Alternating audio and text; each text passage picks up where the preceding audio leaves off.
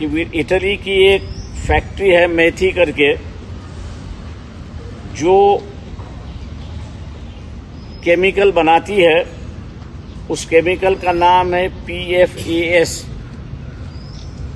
और ये chemical substance for ever chemical किया जाता है, क्योंकि इसको डिस्ट्रॉय ही नहीं किया जाता है। इटली की गवर्नमेंट ने इनको बैन कर दिया, क्योंकि इनके जो वर्कर है, इनके वर्कर के अंदर कम से कम 91,000 मिलीग्राम्स ये सब्सटेंस पाया गया है। हालांकि ये सब्सटेंस सिर्फ 0.8 नैनो मिलीग्राम होना चाहिए, ऐसी एक परिस्थिति है। इस कंपनी को दोबारा जो खरीदा है वो इंडिया की एक कंपनी है कि जिसका नाम वीवा लाइफ साइंटिस्ट लिमिटेड करके है। और ये मैंने जैसे कहा कि जो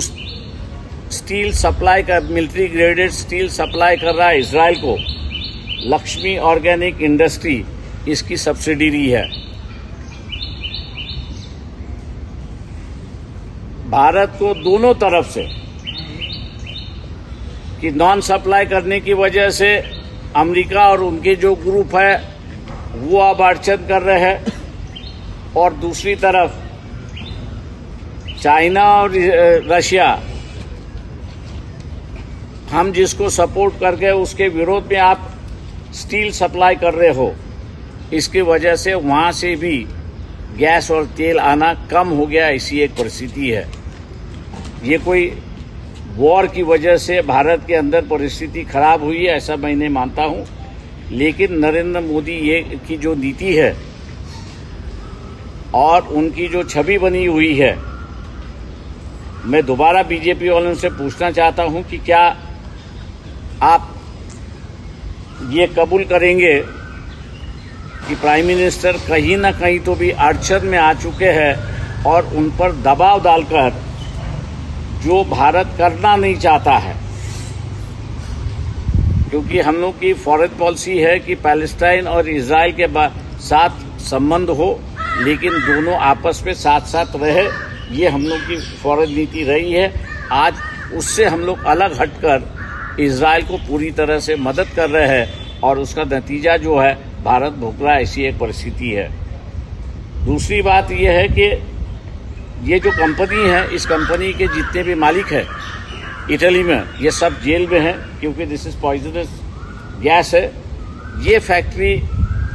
की जो मशीनरी है वो दोबारा लक्ष्मी ऑर्गेनिक इंडस्ट्रीज लिमिटेड ने बेची है, कि जो औरंगाबाद जालना में है, और उनकी फैक्ट्री जो है वो रत्नागिरी में आ रही है, ऐसी एक परिस्थिति है। और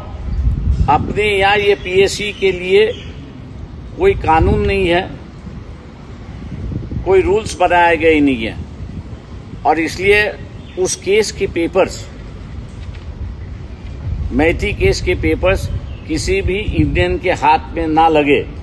इसके लिए उसकी पैरवी करने के लिए प्राइम मिनिस्टर नरेंद्र मोदी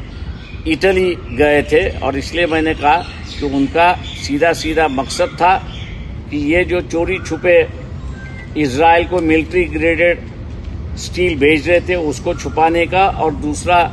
ये जो लक्ष्मी ने फैक्ट्री खरीदी और रत्नागिरी डिस्ट्रिक्ट में डालने जा रही है, उसके पेपर्स किसी भारतीय को ना मिले, इसकी वजह से है। ये जो दोगली राजनीति चली है, उस दोगली राजनीति का दुनिया में